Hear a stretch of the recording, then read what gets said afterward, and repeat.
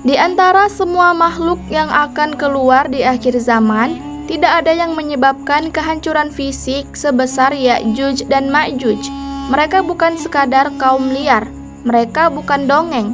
Mereka adalah makhluk nyata yang disebut langsung dalam Al-Quran, dan kemunculannya akan menandai bahwa dunia sudah memasuki fase paling gelap sebelum kiamat.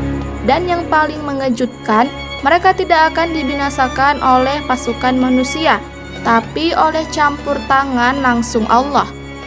Ya'juj dan Ma'juj disebut dalam Al-Quran surat Al-Kahfi dan Al-Anbiya.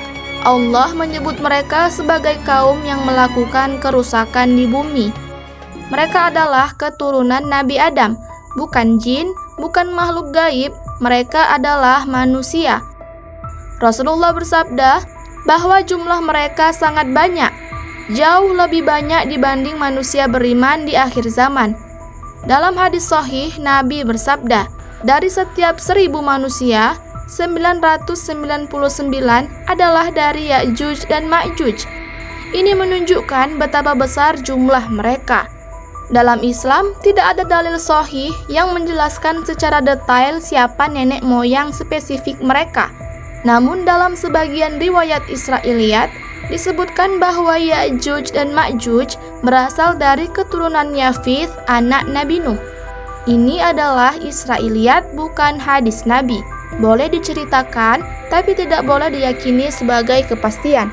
Yang pasti menurut Islam, mereka adalah manusia.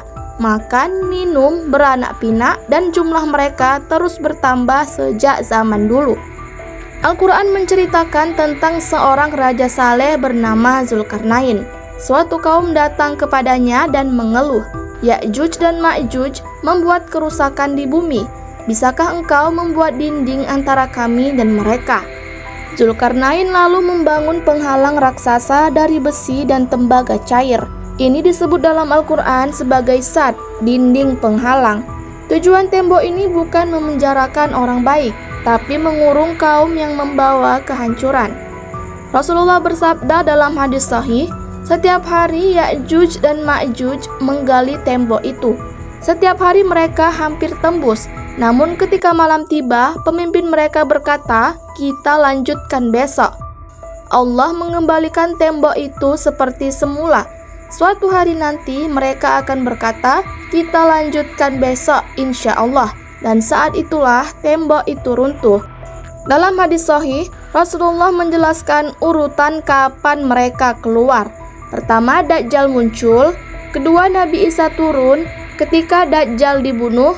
Dan keempat, setelah itu Ya'juj dan Ma'juj keluar. Artinya, Ya'juj dan Ma'juj muncul ketika dunia sudah dalam kondisi sangat rapuh secara iman dan moral. Rasulullah bersabda, Ya'juj dan Ma'juj akan turun dari segala tempat tinggi. Mereka akan menghabiskan air danau, membunuh manusia, menghancurkan peradaban.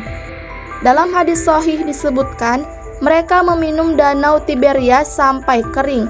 Sebagian berkata, dulu di sini ada air. Ini sangat penting. Allah tidak memerintahkan Nabi Isa melawan Ya'juj dan Ma'juj. Allah memerintahkan Nabi Isa dan kaum beriman, berlindunglah ke gunung. Ini menunjukkan manusia tidak akan mampu melawan mereka. Setelah mereka merusak bumi, Nabi Isa dan orang beriman berdoa kepada Allah. Lalu Allah mengirim sesuatu yang sangat kecil tapi mematikan. Dalam hadis sahih, Allah mengirim ulat atau cacing kecil yang masuk ke leher mereka. Dan seluruh Ya'juj dan Ma'juj mati serentak. Mereka mati bukan karena perang, tapi karena makhluk kecil ciptaan Allah. Setelah mereka mati, bumi dipenuhi bangkai mereka. Baunya sangat busuk. Nabi Isa kembali berdoa.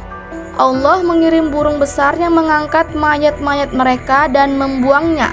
Lalu hujan turun, membersihkan bumi, dunia menjadi bersih kembali. Inilah makna kehancuran Ya'juj dan Ma'juj. Allah menunjukkan bukan senjata, bukan teknologi, bukan jumlah yang menentukan kekuatan, tetapi kehendak Allah. Makhluk paling merusak pun bisa dihancurkan oleh makhluk paling kecil. Ya'juj dan Ma'juj bukan dongeng. Mereka adalah tanda bahwa dunia ini tidak akan bertahan lama. Dan ketika mereka binasa, itulah tanda bahwa dunia sudah mendekati garis akhirnya. Pertanyaannya bukan apakah mereka nyata, pertanyaannya apakah iman kita cukup kuat saat dunia memasuki fase paling gelapnya? Semoga Allah lindungi kita semua. Komen amin ya.